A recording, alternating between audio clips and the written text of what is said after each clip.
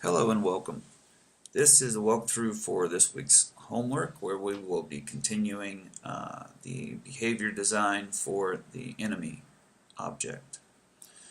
If you follow along, you will complete the homework for this week. So what we're going to do is, so we have our enemy guy, and what we want is that the guy pursues the player. He gets close enough,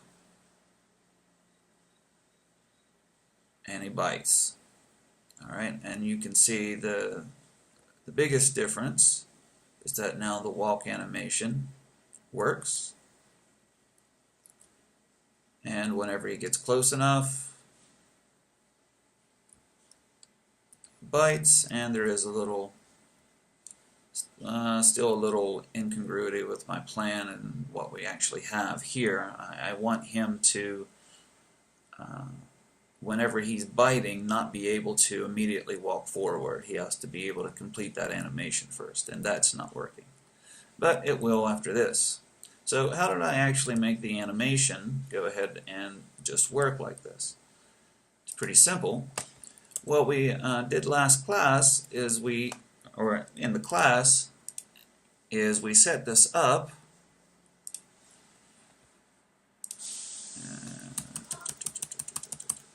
Get rid of that. Alright. So we set this up to already have our NavMesh and to set the destination, but what we didn't do is do this. And I'll walk through this code, explain what it does. So we are making a float velocity, and we're setting it equal to velocity.magnitude on the NavMeshAgent. As this thing's going across the screen, it keeps track of its own velocity. Let's check this out and see what's happening.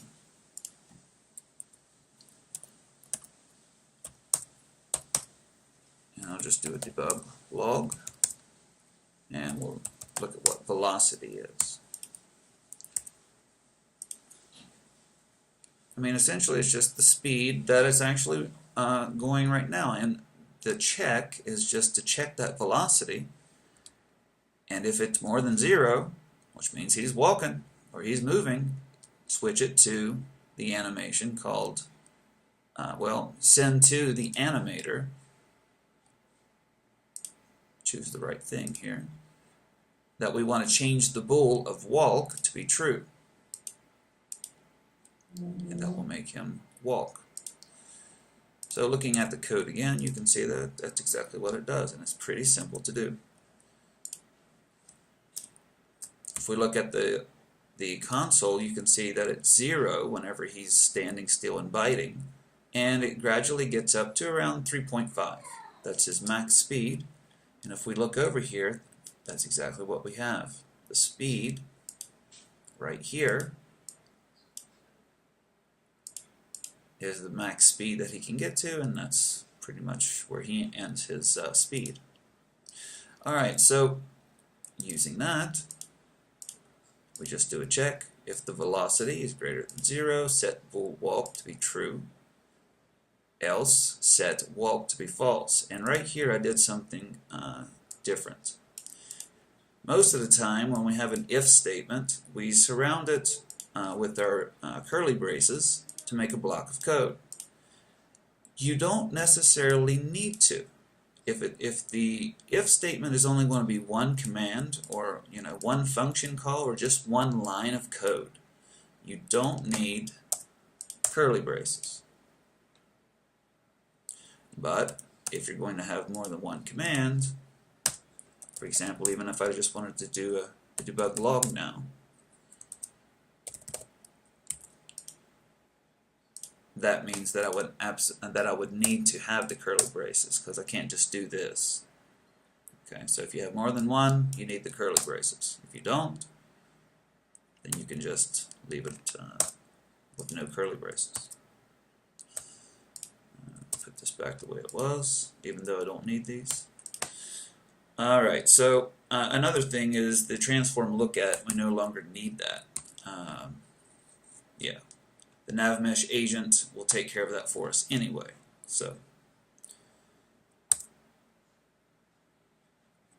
we have him walking, or at least you should have him walking after you enter that bit of code into his logic. But the little hiccup is that the fact that he keeps moving, even if he's doing the animation of biting, and I don't really like that. I want the guy to be able to kind of sneak around the side and kind of evade. So what I'm going to do is put a check in. I'm going to check to see if that animation is playing, and if it is, I'm not going to allow him to be able to move. Okay, so what we're going to do is whenever we trigger this bite attack, we're also going to set up a bool that is just attacking, right? And if it's attacking, we're not going to allow the target to be set so it won't be walking, right? It won't be able to actually call this little piece of code in the update if attacking is true, okay? So we'll go up here, just make a private bool, and we'll call it, let's make it 2 words, is attacking. Okay, and what we'll do is it's defaulting to false, so we'll just leave that alone.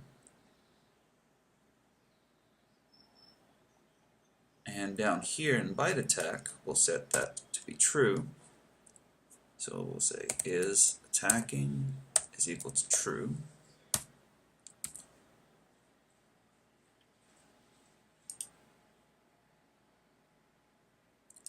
And let's see, if it's, well, yeah, that'll work. I'm going to copy this, paste it here, and we'll paste that like that. Okay? And up here, we'll just set this up to only set the destination to be the transform of the target if is attacking is equal to false.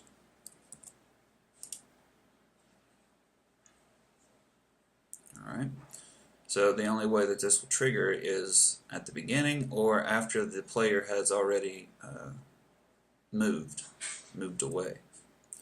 Of course, if the player goes around to the side, that's going to cause another problem, but that's a problem for another day.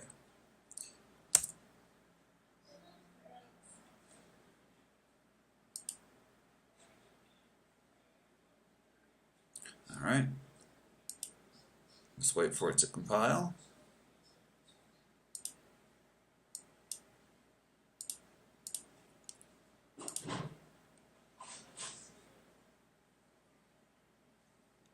So he walks, gets close, attacks, and he doesn't just start sliding, he keeps attacking. If I go around to the side, he keeps attacking that way. He will maneuver if I get too far away, but this allows for the player to be able to find the weakness in this guy to move around to the side.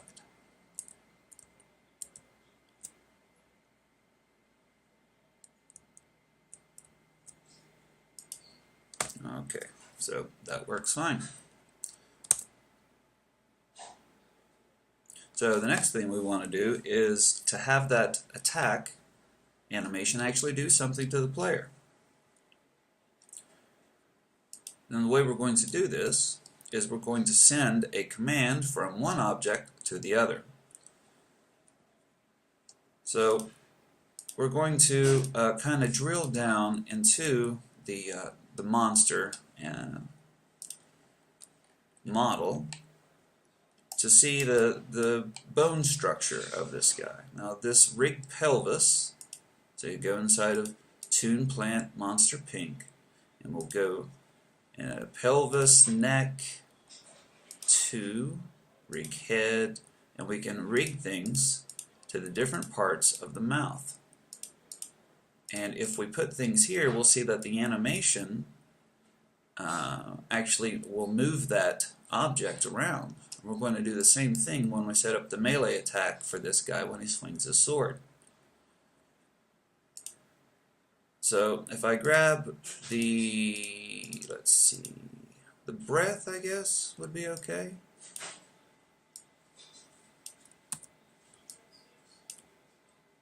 It's probably the furthest out.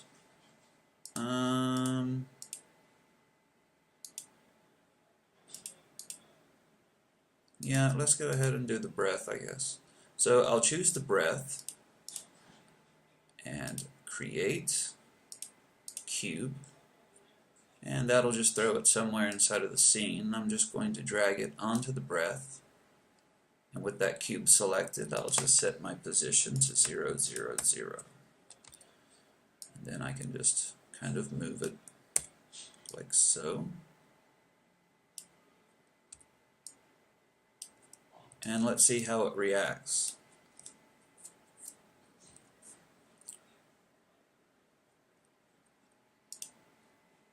You can see that cube follows with the animation.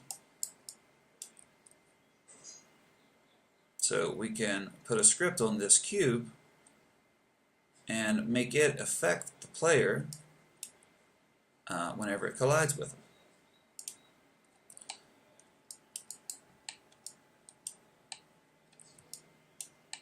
Alright, so I'm just going to call this Enemy Attack Collider. And we're going to make this to be a layer, on a different layer. And the reason we're going to do that is because the guy already has one collider on him. We don't want these two things to be calling constantly on collider enter whenever they touch.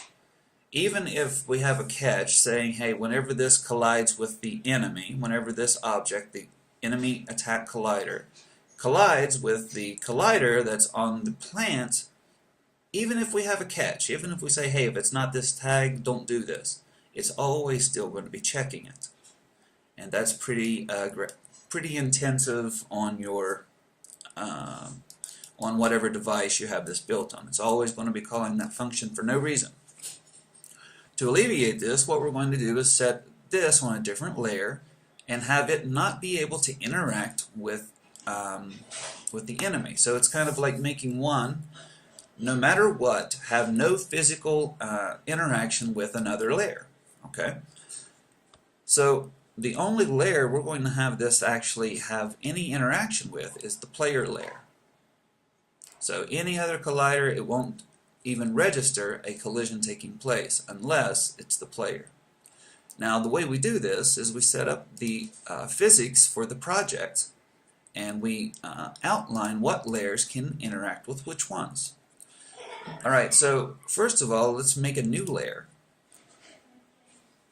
Well, you'll make a new layer, and you'll go over here and say Add Layer, and make one called Enemy Attack Collider.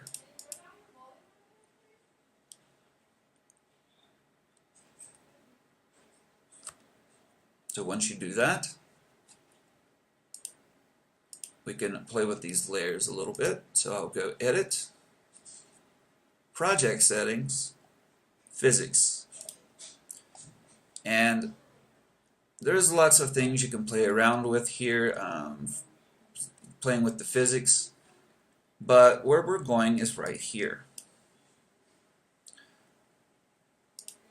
Here's where we go to choose which layers can actually have physical interaction with what other layers. Okay? We can set the player projectile to not interact with the player, which is obvious. And I also want to set up where the enemy attack collider cannot interact with anything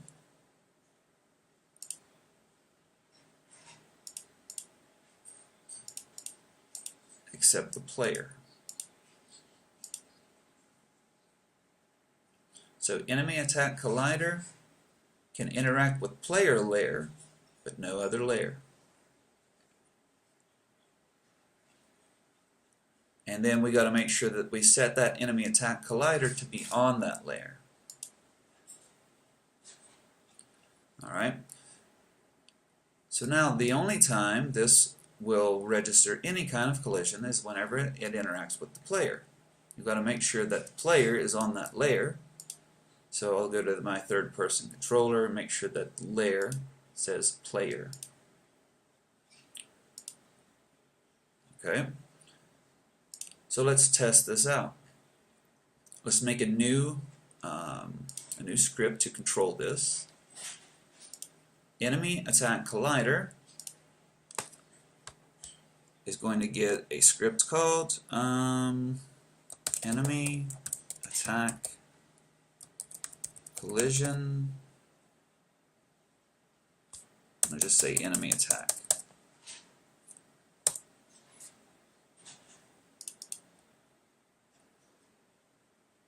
And what we want to set up is this. The start, the update, you can leave them alone. What we want to set up is on collision enter, if that collision has the tag player, we're going to debug log hit player. Just to check if it works. I'll clear my console and let's hit play.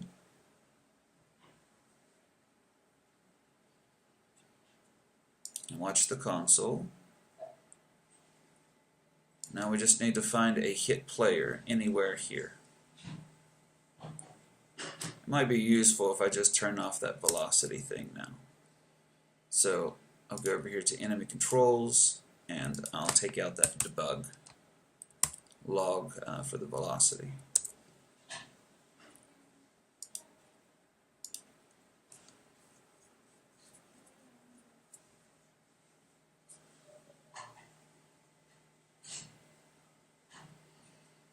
Alright, let's wait. Okay, every time he hits him, we can see that we have a debug log right at the impact when he hits the player. It's exactly what we want. I don't want that guy to keep coming like that, so set that back to 5 and see if at 5 the stopping distance still works, or the collision still works. Okay, I guess we'll try 4.5.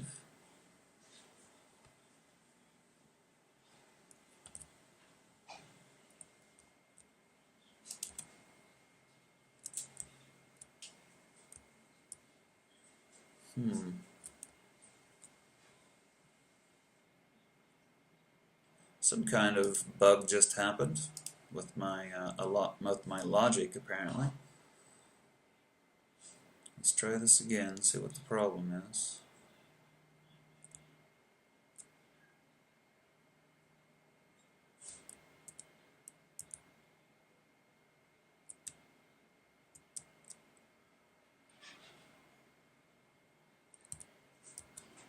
Okay, right now we won't attack at all because of the distance. So let's try 4.6.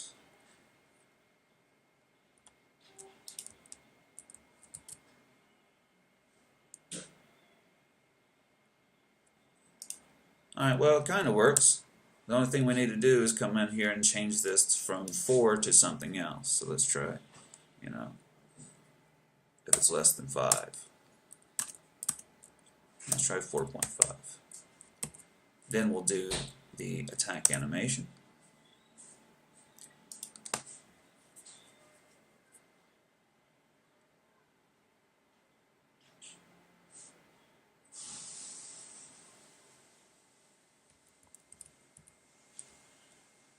Alright, stopping distance is too great there, so 4.5.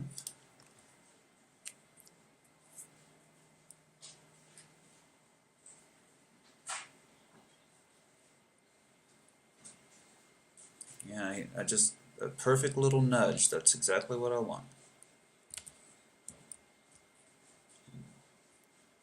Yep, perfect. Alright, so we got that stopping distance of 4.5, and we changed the distance on the animation trigger to 4.5, and it works perfect. Obviously we don't want to have this little cube just hanging out, so the only thing we really need to do is grab that enemy attack collider and turn off the mesh renderer.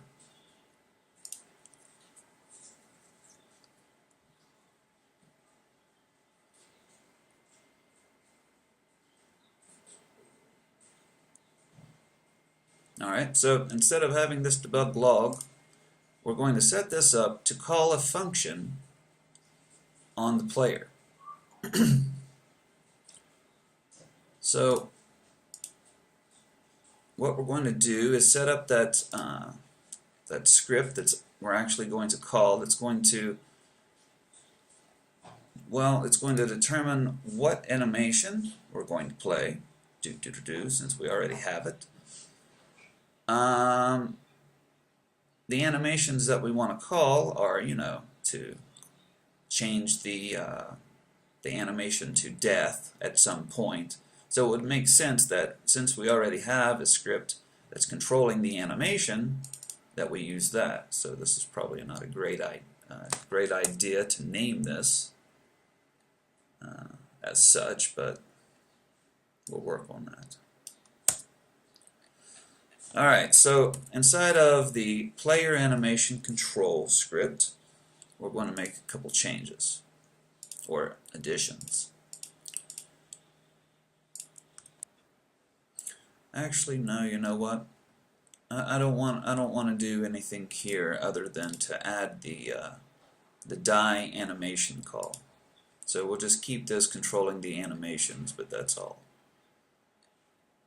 We are doing the firing projectile thing here, but no, it's just controlling the animation. So yeah, let's keep it that. Let's keep it that way. And I'm just going to, while I'm here, I'll just set up a public void kill player,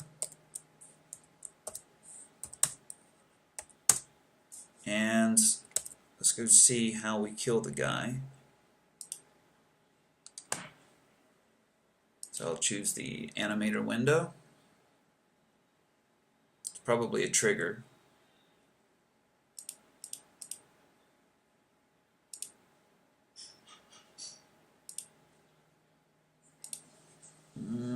Oh yeah, that's right. Set this up to be just these ones. Okay, well, I guess we got to put it together. Alright, so to add a die animation to this, let's go inside of the characters folder, tune enemies pack, tune Death Knight pack, and take all these out. And inside of the animations folder, we'll find our die animation.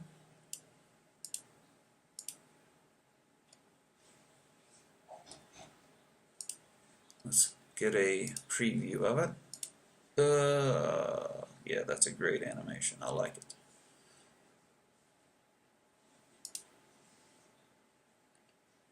I don't like the fact that it's not set up to be looping automatically, but I guess we'll live with that. So I'll take this animation, drag it in, drop it inside of the animator, and we want the guy to be able to die whether he's making a projectile attack or running or whatever. He should be able to die. So to do this, we're going to use the AnyState state machine, or try to anyway, and we'll set up a new parameter, and we'll call this kill player.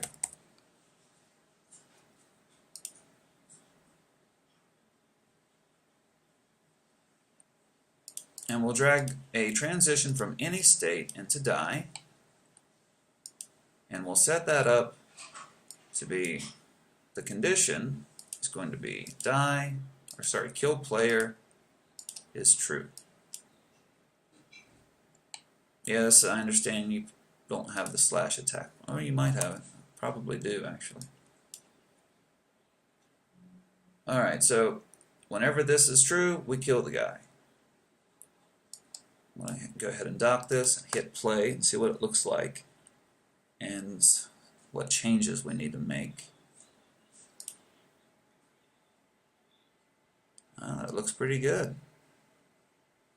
And then the guy just nibbles at his dead corpse. Fantastic. Alright, so the only thing we need to do is set kill player to be true to activate that animation. So we have that set up. That wasn't too hard. Now let's set up the collider, well, the script or the component that the collider is actually going to interact with. So our capsule collider is on our third-person controller. So that's where we need to work from. So we need our collider to actually make this work. So this is where we'll make our script.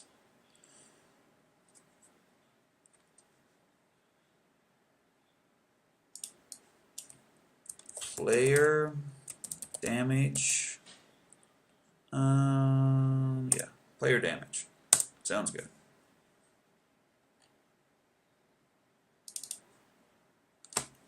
Open up this script. The only thing this script's going to do is have a public function that we can call, and it's going to accept an integer and store it inside of a function, and store it inside of a field. That's it. So we'll make a new function. It's going to be a public function inside of the player damage, our new script. So we're going to make a public void. We'll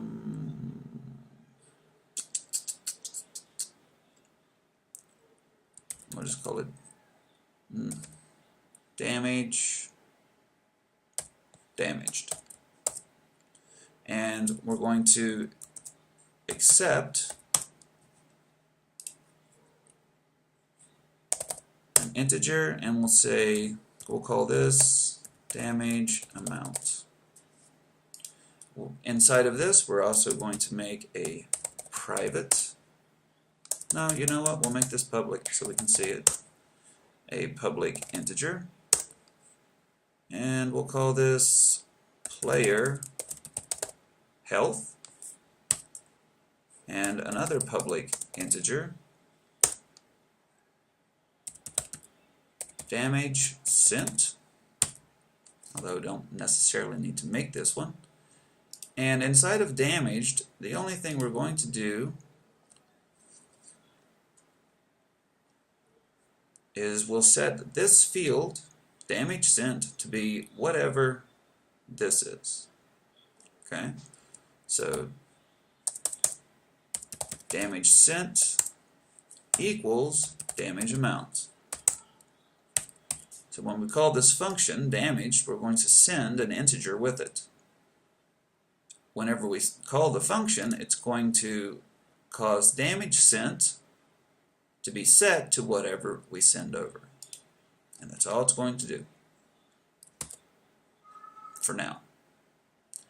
Alright, so on our enemy attack collision, what we're going to do is we're going to look for this. Yes, we hit player, but instead of doing this, we're going to find this component, player damage, on whatever we collide with. So we'll say collision game object. Actually, I don't even think we need to do game object. Yeah, I think we probably actually do. Get component, and we're going to look for the player damage component that's on the collision game object.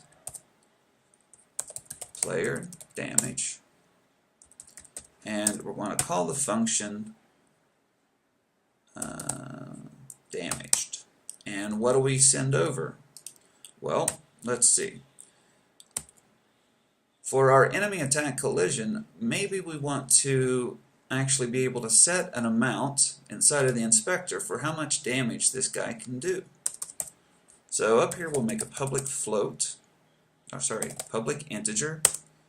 We'll call this strength.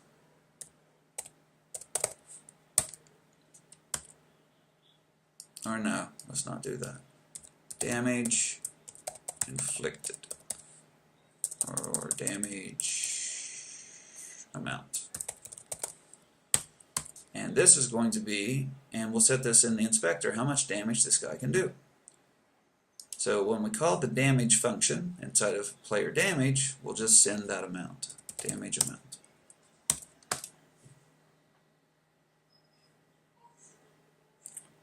Alright,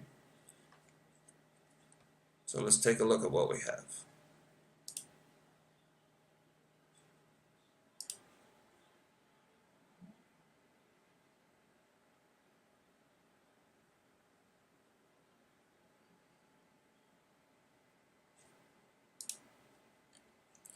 Alright, let me select the guy so we can see what those...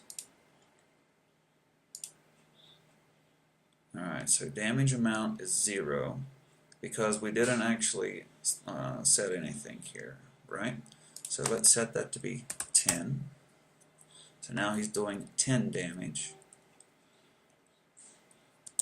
But to actually check that, we have to, let's see,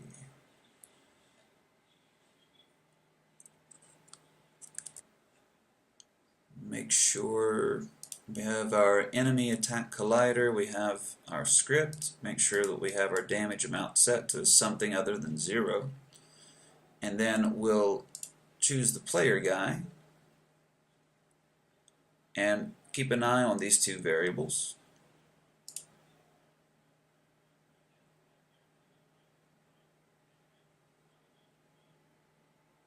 So the damage sent is 10.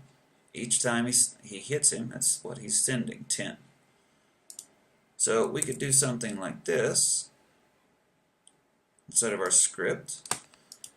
Okay, yeah, damage sent equals damage amount, sure, but let's set the health amount to 100.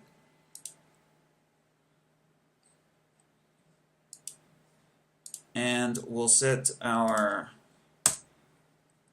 player health equal to whatever it is minus the damage sent, or we could just do it with this. This damage sent is really completely unnecessary. I just wanted to have it there so we could actually see it in the inspector.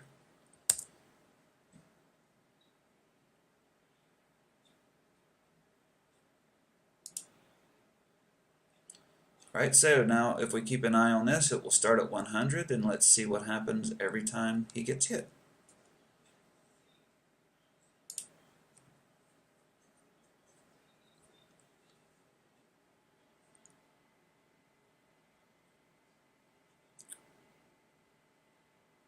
And for some reason it still started out at 0, but it is actually going down -10 every time.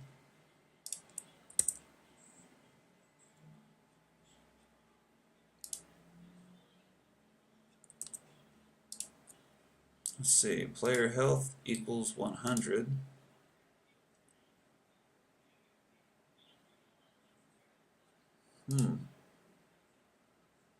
That's weird. Maybe I'll just paste it in the start. Oh, well, what I have set in the inspector is going to override that unless I put it in start. So, yeah, it makes sense why it started at 0. Alright, so I'll just initialize it there, then. I don't want to complicate that. So, inside of player health, I'll just set this to be 100 here. Hit play.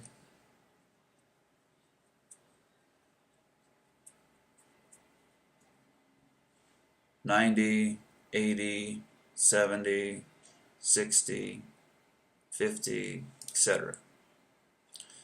Alright, so that's all we're going to do. We're going to stop here. What we're going to do after this is we'll set up a check to check the health, and if it's 0, then we'll call the die animation and we'll have the guy die. Alright, so save your scene, bring up to this point into class, and you can see here what we have set up, that this is the requirements. That does not actively push the player, the walking is brought in, and the thing that we just set up where the enemy is attacking and the little attack point hits the player and does the math to take away the health. Okay, so health is actively affected by collision with enemy collider. Okay. Alright, so that's it, and see you in class, and make sure that you save your scene. And make sure you sync before you come to class.